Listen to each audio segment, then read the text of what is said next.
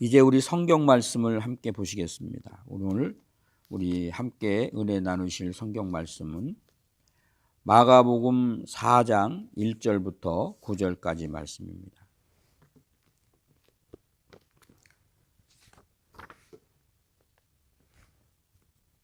오늘 성경 말씀 마가복음 4장 1절부터 9절까지 좀 긴데 다 찾을로 알고 제가 봉독해 올리겠습니다.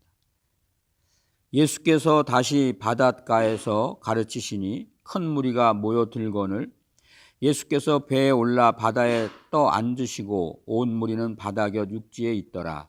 이에 예수께서 여러 가지를 비유로 가르치시니 그 가르치는 중에 저희에게 이르시되 들으라. 씨 뿌리는 자가 뿌리러 나가서 뿌릴새 더러는 길가에 떨어짐에 새들이 와서 먹어버렸고 더러는 흙이 얇은 돌밭에 떨어짐에 흙이 깊지 아니하므로 곧 싹이 나오나 해가 돋은 후에 타져서 뿌리가 없으므로 말랐고 더러는 가시떨기에 떨어짐에 가시가 자라 기운을 막음으로 결실치 못하였고 더러는 좋은 땅에 떨어짐에 자라 무성하여 결실하였으니 30배, 30배와 60배와 100배가 되었느니라 하시고 또 이르시되 들을 귀 있는 자는 들으라 하시니라. 아멘. 요한복음 3장 16절에 하나님이 세상을 이처럼 사랑하사 독생자를 주셨으니 이는 저를 믿는 자마다 멸망치 않고 영생을 얻게 하려 하십니다. 이렇게 말씀하셨죠. 하나님의 관심이 어디에 있는가? 그는 세상의 사람들이 멸망을 받게 되는데 죄의 싹은 사망이죠. 그 멸망에 놓여 있는 그 사람들을 구원하시기 원하는 것이죠. 그래서 독생자를 주십니다. 그리고 그를 믿는 자마다 멸망치 않고 영생을 얻게 하신다는 것입니다. 그래서 그 멸망에서 구원하시려고 그 하나님의 아들 독생자 예수 그리스도를 이 땅에 보내시고 그를 믿으라고 초청을 합니다. 왜냐하면 영생의 길은 오직 예수 그리스도밖에 없기 때문에. 그런데 사람들이 예수님을 영접하지 않습니다. 왜 그러냐 하면 고린도전서 1장 18절에 보니까 십자가의 도가 멸망하는 자에게는 미련한 것이요. 미련하게 보여요. 어리석어 보입니다.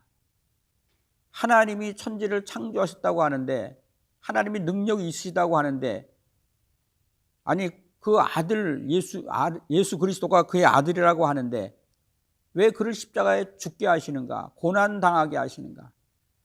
그냥 구원하시면 되지. 그래서 하나님이 하시는 일이 미련해 보이죠. 참 어리석은 인생들입니다.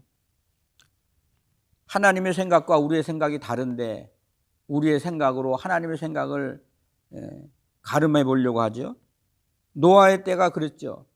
하나님께서 죄악이 이 땅에 가득함을 보시고 회개할 것을 말씀을 하시는데 그래도 계속 돌이키지 않는 그런 완악함을 보시고 심판하시기로 작정을 하십니다.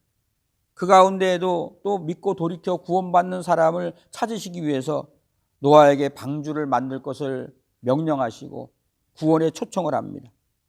그런데 사람들은 그 하나님의 초청을 거부하죠. 그리고 그 심판의 죽음을 당합니다.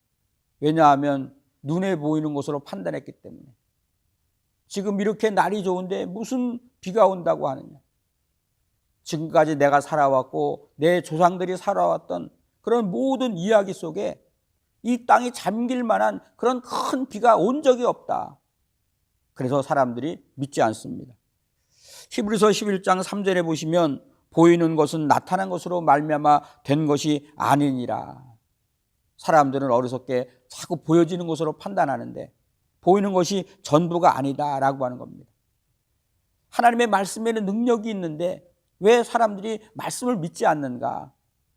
말씀은 당장 눈앞에 보이지 않고 우리의 삶은 현실에서 눈에 보이기 때문에.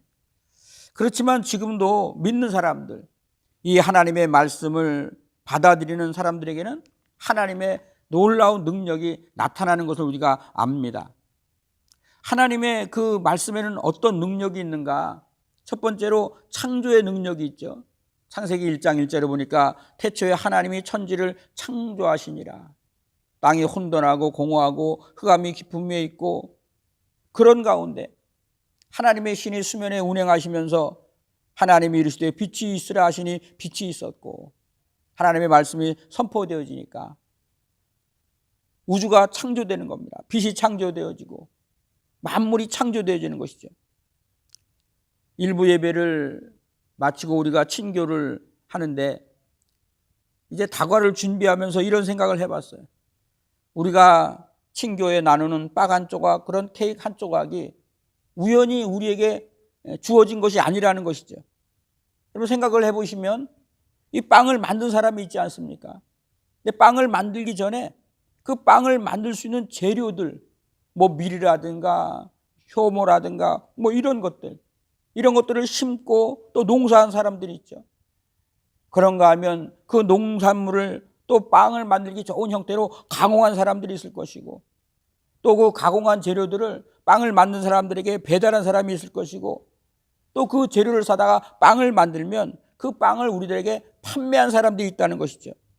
무슨 말씀이냐 하면 이렇게 작은 일조차도 우연히 뭐 어떻게 해서 이루어진 것이 아닌 것처럼 하물며 이 광활한 우주가 우연히 이루어졌다.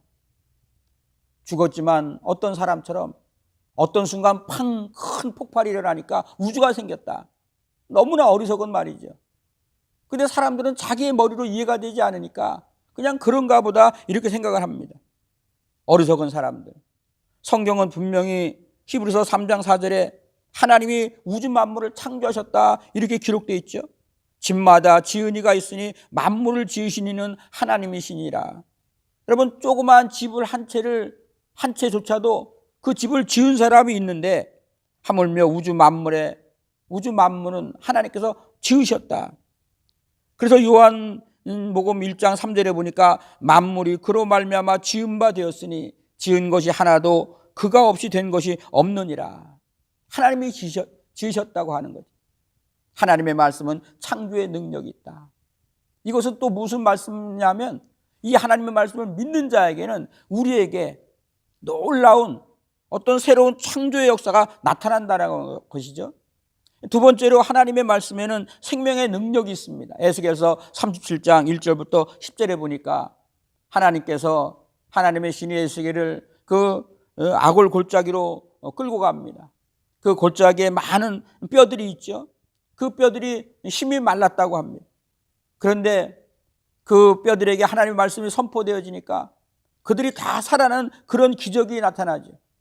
하나님의 말씀은 죄로 죽은 영혼들을 살리는 능력이 있죠. 그래서 로마서 1장 16절에 보니까 복음은 모든 믿는 자에게 구원을 주시는 하나님의 능력이 됨이라. 하나님의 말씀을 들을 적에 로마서 10장 17절 말씀처럼 믿음은 들음에서 나고, 이 말씀을 자꾸 들어야 믿음이 생기죠. 믿음이 생기니까 내가 이 죄 가운데 있다가는 멸망받을 수밖에 없고, 나의 이 죄의 문제를 해결하고 영원한 생명 주시는 주님 앞에 우리의 죄를 고백하고 주님을 믿는다고 고백하는 그런 구원에 이르는, 그런 영생에 이르는 그런 능력, 바로 이것이 하나님의 말씀 안에 있다고 하는 겁니다. 성경 말씀에 그 어떤 것이 사람으로 하여금 영생이 무엇이고 멸망이 무엇이고 또 죄를 깨닫게 하고 죄를 돌이키게 하고 또 하나님의 약속을 믿고 그 구원에 이르게 하는 그런 능력이 있는가? 하나님의 말씀만이 오늘 예수 안에서 그의 아들의 영 성령으로 말미암아 우리들 가운데 역사하셔서 눈에 보이는 표적은 뭡니까? 병들어 죽는 자에게 생명을 주시고 악한 영들에게 묶인 자들에게 자유를 주시고 소망이 없는 자들에게는 믿음과 소망과 그리고 정말 이 부활의 어떤 그런 은혜, 예수님께서 십자가에 죽으시고 부활하신 다음에 오늘 하나님께서 그 모든 것을 기록하셔서 오늘 하나님의 놀라운 약속, 이 성경 말씀을 우리에게 주셨다고 하는 겁니다. 이 말씀은 창조의 능력이 있고 믿는 자에게 정말 죽어가는 그 생명들을 살리고 소망이 없는 자들에게 소망을 주는 그런 생명의 능력이 있다. 그래서 우리는 이 말씀 속에서 하나님을 만나는 겁니다. 로마서 10장 8절에 보니까 말씀이 내게 가까워 내 입에 있으며 내 마음에 있다 하였으니 곧 우리가 전파하는 믿음의 말씀이니라. 말씀으로만. 그래서 종교의 개혁을 일으켰던 사람들이 오직 말씀으로 그렇게 하지 않습니까? 이 믿음의 말씀, 이 말씀을 통해서 하나님을 만나는 겁니다. 하나님의 뜻을 깨닫는 것이죠. 이 말씀 안에서 우리를 사랑하시는 하나님의 놀라운 사랑을 경험하는 겁니다. 하나님의 택한 백성들을 하나님이 어떻게 인도하시는가, 이 말씀을 통해서 우리가 깨닫는 것이죠. 그런데 오늘 중요한 한 가지 무슨 말씀이 있냐면, 이 하나님의 모든 말씀은 능력이 있는데 이 말씀을 믿음으로 받지 못하면 하나님의 말씀, 이 하나님의 능력과 역사를 체험하지 못한다는 것이죠. 믿음으로 받으라. 오늘 대부분 교회에서는 이 마더스데이로 예배하죠. 우리가 부모님을 사랑한다고 하지만 사실 따지고 보면 참 부모님이 우리를 사랑하는 것에 비하면 아무것도 아닙니다.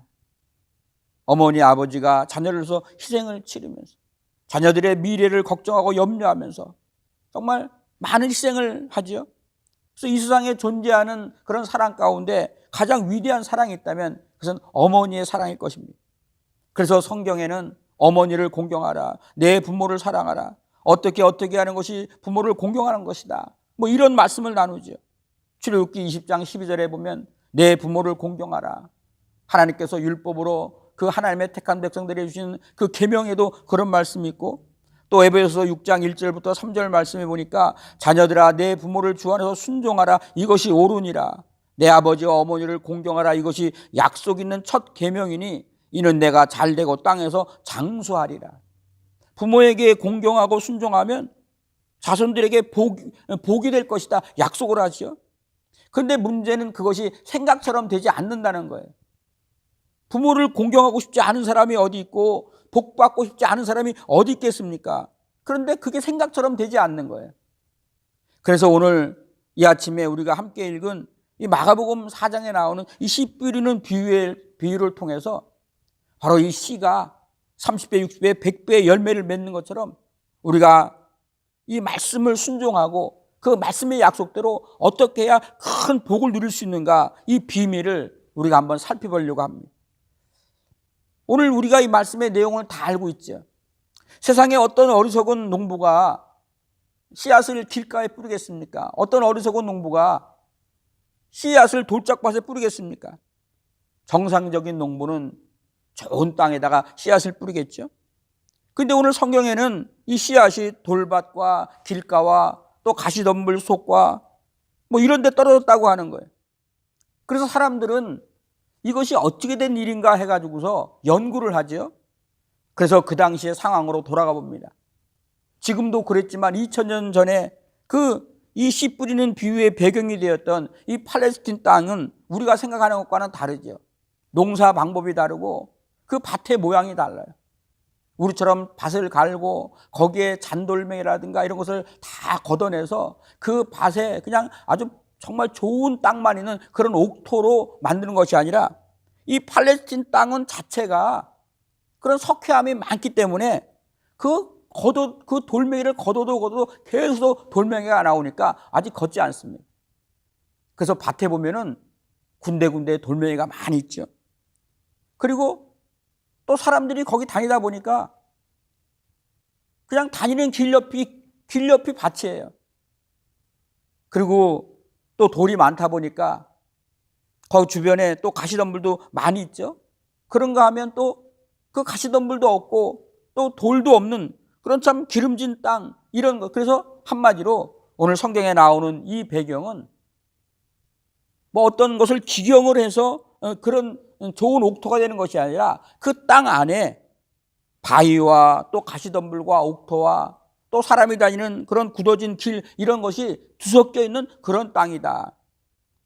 우리가 잘 알다시피 땅을 잘 이렇게 뒤섞어서 좋은 땅을 만들고 거기에다가 모종을 심는 그런 방식이 아니라, 그래서 이 사람들은 그 자루에다 씨앗을 넣고 그냥 던지는 겁니다. 흩어 뿌리는 방식으로 지금 농사를 짓죠. 그러다 보니까 씨앗을 뿌리게 되면 그 씨앗이 길가에도 떨어지고 또 바위 위에 떨어지기도 하고 또 가시 덤불 사이에 떨어지기도 하고 또 어떤 것은 옥토에 떨어지기도 한다. 그때 당시 그랬다는 거죠. 너무 상식적인 이야기죠. 또 씨를 심으면 30배, 50배, 100배의 수확을 거둔다. 자연스러운 일 아닙니까? 농사를 해보신 분은 알지만 옥수수 한 알을 심었는데 그 한 알이 그 나무가 되면서 수많은 그 옥수수를 만들어내는데 그 수를 거두면 100배가 아니라 1000배도 더 될 것입니다. 그러니까 우리가 전반부에 예수님께서 하신 이 말씀을 보면은 너무나 일반적이고 상식적인 말씀이라는 거죠. 일반적이고 상식적인 말씀을 왜 하셨을까? 오늘 이게 포인트죠. 그런데 문제는 후반부에 들어가서 예수님의 제자들이 예수님께 이 말씀을 묻습니다. 그런데 예수님이 이 말씀을 일반적이고 상식적인 말씀으로 하셨는데 그 말씀을 해석하시는 그 부분에 있어서는 우리가 알고 있는 상식과는 다르다. 그렇다면 먼저 예수께서 왜 이 말씀을 비유로 하셨는가? 예수님이 직접 말씀해도 되는데 오늘 이 마가복음 4장 15절에 나오는 후반부에 나오는 그 직접적으로 말씀하셔도 되는데 왜 이렇게 비유로 말씀하셨을까? 그 이유는 오늘 11절 12절에 보니까 이르시되 하나님의 나라의 비밀을 아는 것이 너희에게는 허락되었으나 다른 사람에게는 비유로 하나니 이는 그들로 보아도 보지 못하고 들어도 깨닫지 못하게 하려 합니다. 들어도 또 보아도 깨닫지 못하게 합니다. 좀 아이러니하죠? 성경 말씀을 비유로 하신 말씀이 지금 이 말씀을 해놓고 말씀을 듣는 자들로 하여금 깨닫지 못하게 하기 위해서다. 우리가 무슨 말을 한다면 그 말을 하는 이유는 그 말을 설명하고 말의 의도를 깨달으라고 분명히 했을 텐데 깨닫지 못하게 하려 합니다. 사실 이게 문자적으로 이해가 되지 않죠? 또 무슨 말씀이냐 하면 예수님이 이 땅에 오신 목적에 하나님의 말씀을 듣고 깨달아야 회개하고 주님을 영접해서 구원을 얻을 수가 있는데 오늘 이 말씀을 들어도 깨닫지 못하다면 그러면 예수님 앞에 죄를 고백하지도 못하고 영접하지도 못하고 구원을 받지도 못한다고 하는 것이죠. 그렇다면 오늘 예수님께서 이 마가복음 이 4장 12절에 있는 말씀처럼 보아도 보지 못하고 들어도 깨닫지 못하게 하람이라고는 이 말은 문자적으로 해석해서 이해가 되는 말이 아니라고 하는 거죠. 그래서 우리는 조금 더 자세히 그러면 왜 이런 말씀을 했는가? 오늘 1절에 보니까 오늘 예수님의 가르치심을 듣기 위해서 큰 무리가 모여왔다. 예수께서 다시 바닷가에서 가르치시니 큰 무리가 모여들거든. 많은 무리들이 모여 있습니다. 그런데 그 많은 무리들에게 평범하게 씨 뿌리는 비유에 대한 그 당시의 농사법, 농사꾼이 농사짓는 그런 모습을 이야기하죠. 그런데 오늘 그 부분에 대해서 10절에 보니까 예수께서 홀로 계실 때 함께한 사람들이 12제자로 더불어 그 비유를 묻자오니 제자들은 물었다고 하는 거예요. 오늘 많은 사람들은 묻지 않았습니다. 왜 묻지 않았느냐면 너무나 평범한 말씀이기 때문에 그냥 길만 걸어가도 길 옆에서 그 돌짝발, 가시밭 그리고 옥토가 조금 섞여 있고 또 그다음에 길가가 있는 그곳에서 사람들이 이 씨를 흩어 뿌리는 그것을 항상 보고 있는 일이 그 일이기 때문에 너무나 평범한 말씀이기 때문에 다 알고 있는 말씀이라 생각했기 때문에 묻지 않았다고 하는 거죠. 그런데 제자들은 분명히 그 말은 우리가 다 알고 있는 평범한 그런 말씀이지만 뭔가 주님이 뜻이 있어서 그런 말씀을 하신 것이 아닌가라고 하는 그런 생각 때문에 물어본 겁니다. 여러분 여기서 우리는 포인트를 하나 발견할 수 있습니다. 내가 다 알고 있다라고 생각해서 지나치면요 혹시 그 속에 있는 놀라운 진리를 놓쳐버릴 수가 있습니다. 우리가 들었던 말씀이고 알고 있다고 생각되는 그런 말씀이지만 뭔가 그 말씀 속에 있는 하나님의 진리를 사모하는 마음을 가지고 간절히 사모하면서 하나님의 은혜를 구하면 여지껏 우리가 알지 못했던 하나님의 놀라운 비밀 진리를 발견할 수 있다고 하는 겁니다. 그러니까 이 말씀을 통해서 우리에게 무엇을 주님이 말씀하려고 하는가? 주님은 당신의 말씀에 대해서 사모하고 알려고 애쓰는 자들에게만 이 비밀을 가르쳐 주신다 이런 말씀이에요. 우리가 신앙생활에도 마찬가지입니다. 하나님의 은혜를 사모하는 자들, 하나님의 말씀을 알기를 힘쓰는 자들, 하나님의 말씀에 관심 있는 자들에게는 하나님의 영이 하나님의 비밀과 하나님의 은혜를 공급하시지만 하나님에 대해서 관심이 없는 사람들에게는 하나님도 하나님의 비밀을 말씀해 주지 않습니다. 베드로전서 1장 10절에 보니까 사도 베드로가 이렇게 말씀을 하죠. 너희에게 이 말 예언을 은혜를 예언하던 선지자들이, 여러분 선지자들은 하나님께서 특별히 택하서 하나님의 백성들에게 하나님 말씀을 예언하게 하신 그런 사람들인데 그 선지자들이 연구하고 부지런히 살펴서 이런 말씀이 있죠. 말씀을 사모하고 깨닫기 위해서 노력해야 된다. 여러분 우리가 성경은 이것이 그냥 문자로 기록된 것이지만 이 속에는 내가 너에게 이른 말이 영이요 생명이다. 예수님이 요한복음 6장 63절에 말씀한 것처럼 이 영적인 하나님의 비밀이 있다고 하는 거예요. 그래서 오늘 우리는 이 말씀 속에서 은혜를 사모하고 하나님의 말씀에 관심이 있고 이 비밀을 알기를 정말 애쓰고 수고하는 자들에게만 하나님께서 이 비밀을 알려주신다라고 하는 것이죠. 자, 이제 우리는 예수님께서 평범한 말인데 왜 이 평범한 말씀을 비유로 하셨는가? 그것을 우리는 조금 깨달을 수 있죠. 그것은 사람들을 못 알아듣게 하기 위해서가 아니라 사람들로 하여금 하나님의 말씀을 관심을 갖게 하고 이 하나님의 평범한 말씀이지만 뭔가 뜻이 있어서 이 말씀을 하시지 않았겠는가라고 하는 그런 의문을 가지면서 하나님의 뜻을 알기 위해서 노력하는 삶을 살아라. 하나님의 말씀을 알기를 힘쓰는 삶. 하나님은 하나님 당신을 나타내기를 원합니다. 이 백성이 하나님을 알지 못해서 망한다고 한 거죠. 그래서 다양하게 당신을 드러내시죠. 자연의 계시를 통해서. 공기가 무엇으로, 물이 어떤 그런 그런 분자로 구성되었는지 과학자들이 다 연구해가지고 알지만 그 분자조차가 무엇으로 만들어졌는지 그것을 모르죠. 하나님이 하셨기 때문에 자연을 통해서 하나님이 드러내시고 때때로는 그것으로도 사람들이 깨닫지 못하니까 이적과 기적과 초자연적인 역사를 통해서 막 드러내십니다. 근데도 사람들이 또 믿지 않으니까 그 아들 독생자를 이 땅에 보내셔서 십자가에 죽게 하시고 그를 믿는 자마다 생명을 얻게 하신다고 하는 하나님의 약속을 그 선지자들과 종들을 통해서 그 영감으로 기록된 이 말씀을 통해서 계시를 완성하시고 믿는 자에게 구원을 주신다고 하는 이 하나님의 뜻. 그러니까 하나님은 어떻게 하든지 하나님을 이 땅에서 알려주시기 위해서 성경은 오직 다 하나님을 설명하는 거예요. 하나님이 어떤 분인가? 하나님이 누구신가? 오늘 예수님께서 이 씨 뿌리는 자의 비유를 말씀하면서 뭐라고 말씀합니까? 귀 있는 자들은 들을지어다. 요한계시록의 7교회에 말씀한 것처럼 여러분 세상에 귀 없는 사람이 어디 있겠습니까? 그러나 귀를 가지고 있다고 해서 다 듣는 게 아니죠. 관심이 있어야 들리는 거예요. 관심이 있어야. 내가 관심 있는 것만 들려지게 돼 있어요. 저는 목사다 보니까 이렇게 길을 걸어가다가도 사람들이 보면은 저 사람이 한국 사람인가? 어떨 때 한국 사람 같으면 막 찾다가 전도지를 가져오지 못하면 전도지가 없네. 지나가다가 좋은 땅만 보면 저기에 참 교회를 했으면 좋겠다. 온통 관심이 거기에 있는 거예요. 우리가 하나님을 사랑하고 하나님 앞에 관심을 갖고 있을 적에 하나님 말씀이 들려지는 거죠. 왜 하나님의 말씀이 들려지지 않는가? 사람들이 왜 하나님 말씀을 들으려고 하지 않는가? 하나님을 사랑한다고 하지만 실적으로는 관심이 없는 거예요. 사랑하고 관심이 있을 때 오늘 하나님 앞에 더 많이 관심을 갖고 하나님을 사랑하는 그런 성도들이 될 적에 하나님께서 우리를 사랑하시는 그 놀라운 비밀, 그 은혜를 누릴 수 있다고 하는 거죠.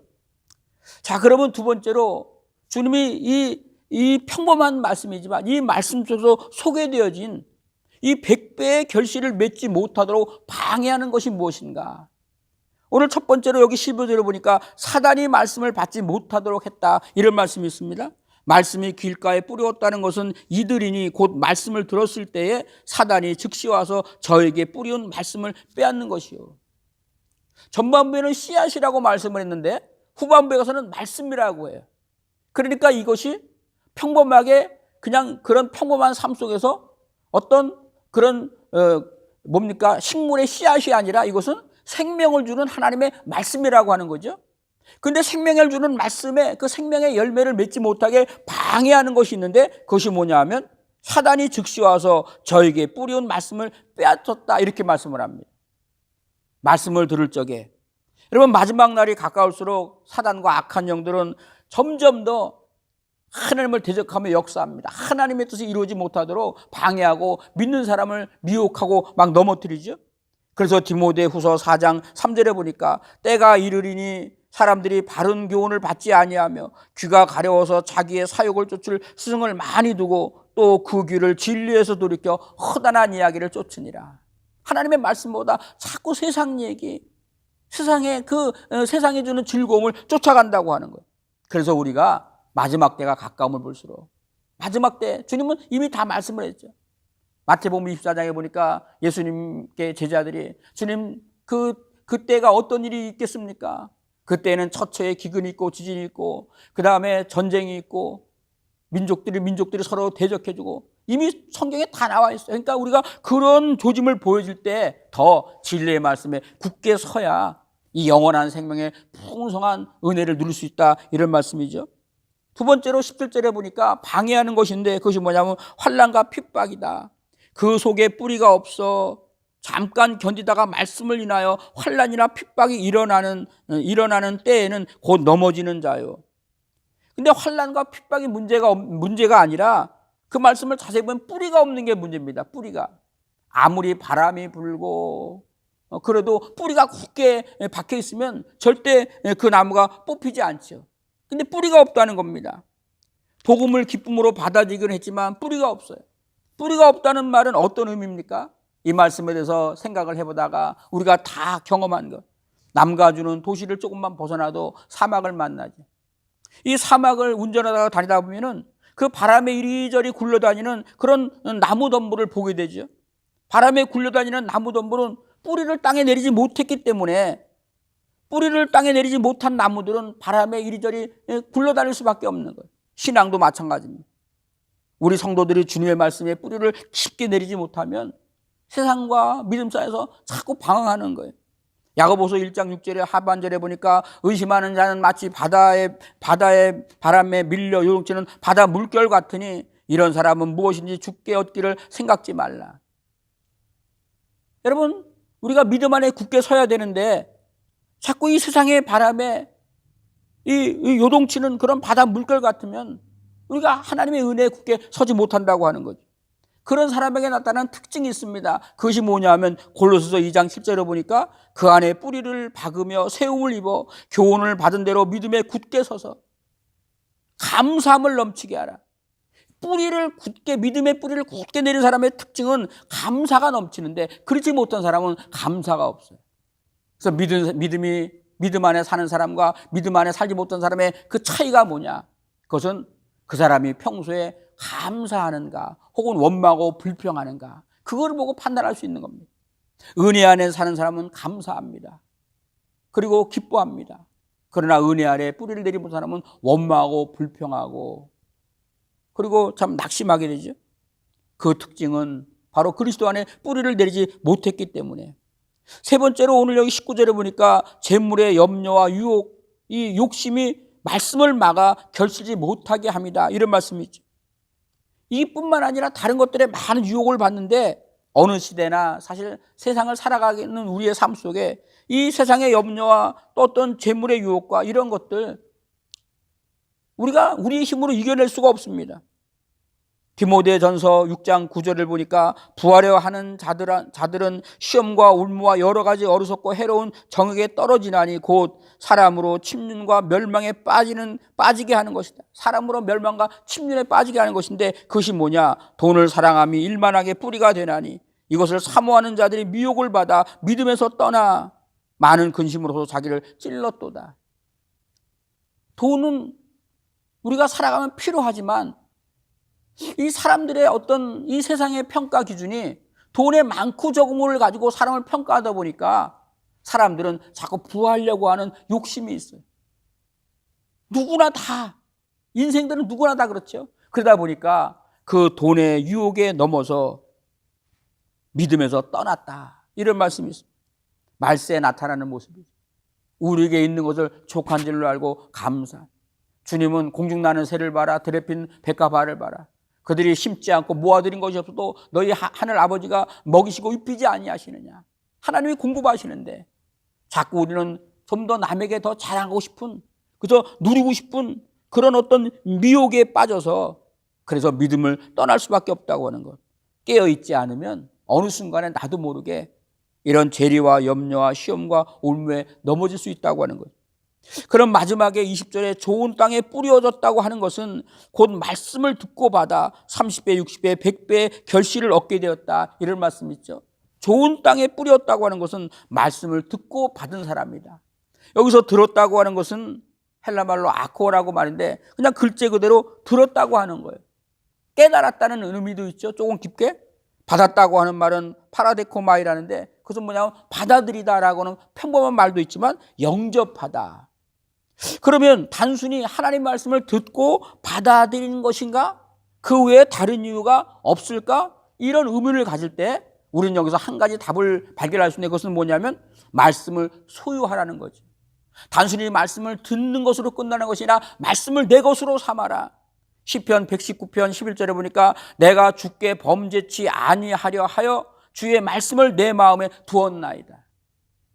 요한일서에 보니까 청년들아 어떻게 하여야 너희의 행실을 정결케 하려? 하나님의 말씀으로 말미암았느냐.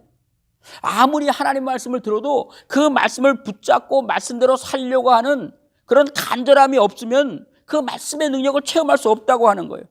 그러면 어떻게 하면 이 하나님의 말씀과 동행하는 삶을 살 수 있는가? 여호수아서 1장 8절에 보니까 이 율법책을 내 입에서 떠나지 말게 하며 주야로 그것을 묵상하라. 그 가운데 기록된 대로 다 지켜 행하라. 그리하면 내 길이 평안하고 형통하게 될 것이니라. 여기서 묵상하라고 하는 거예요. 이 말씀을 주야로 묵상하라. 반복 항상 그 말씀을 생각하라고 하는 거죠. 요즘에 사실 이 과거에 한 70년대 80년대 사람들이 성경에 대한 그 참 궁금증과 하나님의 말씀을 알기를 원하는 그런 사모한 마음을 가지고 이 교회마다 분위기가 모든 어떤 그 교계의 분위기가 성경 공부였었어요. 근데 성경 공부를 해서 하나님 말씀을 많이 아는데 사실은 그것은 아는 것은 아니죠. 행함이 없는 믿음은 그 자체가 죽은 믿음으로 했는데 그런데 그 하나님의 말씀과 열심히 있는 것에 비해서 그 삶의 질이 거룩한 그리스도인의 모습을 보이지 않는 겁니다. 그래서 90년도가 넘어가면서 사람들은 행위에 강조를 뒀습니다. 그래서 요즘도 행위를 강조하는 분위기죠. 근데 우리가 알아야 될 것이 있어요. 그것은 뭐냐면 하나님을 알지도 못하는데 어떻게 하나님의 뜻을 따라 살아갈 수가 있는가. 그래서 한마디로 행위는 하나님을 아는 지식에서 나온다고 하는 거예요. 하나님을 알지 못하면 하나님의 뜻대로 살지 못하는 겁니다. 그래서 호세아서 4장 6절에 보니까 내 백성이 지식이 없어 망하는도다. 네가 지식을 버렸으므로 나도 너를 버려 제사장이 못되게 할 것이요. 내가 내 하나님의 율법을 잊었으니 나도 내 제한을 잊으리라. 참 심한 말이죠. 또 호세아서 6장 3절에서 6절에 보니까 그러므로 우리가 여호와를 알자, 여호와를 힘써 알자. 하나님이 어떤 분인가 알아라. 그러면서 6절에 하나님은 인애를 원하시고 제사를 원치 아니하시며 번제보다 하나님 아는 것을 원하노라. 하나님을 아는 것이 먼저예요. 거룩하고 정결하고 정말 그리스도인다운 그런 삶의 모습을 살아갈 수 있는 그 힘은 하나님을 아는 것에서 나오는 거예요. 알지 못하는데 어떻게 나오겠습니까? 돈을 버는 방법을 알아야 돈을 버는 거지요. 돈을 버는 방법조차를 모르는데 어떻게 돈을 벌 수가 있어요? 똑같은 이치 아닙니까? 제일 중요한 것은 오늘 하나님을 알 때 우리에게 영원한 생명이 있는 것이죠. 그래서 요한복음 17장 3절에 보니까 영생은 곧 유일하신 참 하나님 그의 본하이신 예수 그리스도를 아는 것이니라. 하나님을 알 때 하나님 안에 있는 그 구원의 기쁨과 그 영생의 소망, 그 부활의 능력, 우리를 정말 새롭게 하시고 우리를 온전하게 하시는 하나님의 창조와 그 생명의 능력을 우리가 얻을 수 있다고 하는 거죠. 마지막으로 히브리서 10장 36절에 보니까 너희에게 인내가 필요함은 너희가 하나님의 뜻을 행한 후에 약속하신 것을 받기 위함이다. 하나님의 말씀대로 살아가는데 그 말씀의 약속대로 우리에게 놀라운 그 은혜가 이루어지기까지 뭐가 필요합니까? 인내가 필요하다고 하는 거예요. 그래서 너희에게 인내가 필요함은 너희가 하나님의 뜻을 행한 후에 약속하신 것을 받기 위함이다. 성경 히브리서 10장 36절에 이렇게 말씀을 합니다. 오늘 이 아침에 저와 여러분, 하나님의 구속하신 귀한 은혜, 우리에게 약속하신 하나님의 놀라운 축복, 이 하나님 말씀을 잘 들을 뿐만 아니라 이 말씀을 잘 붙잡고 이 말씀이 이루어지기까지 믿음으로 끝까지 인내해서 우리의 삶 속에 하나님의 놀랍고 풍성한 축복의 열매들을 누리는 그런 우리 모두가 될 수 있기를 주님의 이름으로 축복합니다. 기도하겠습니다. 하나님 아버지 감사합니다. 오늘도 주의 선하심 가운데 우리를 부르시고 택하셔서 주님의 기뻐하시는 그런 은혜와 그리고 주님의 축복을 누리게 하시니 감사합니다.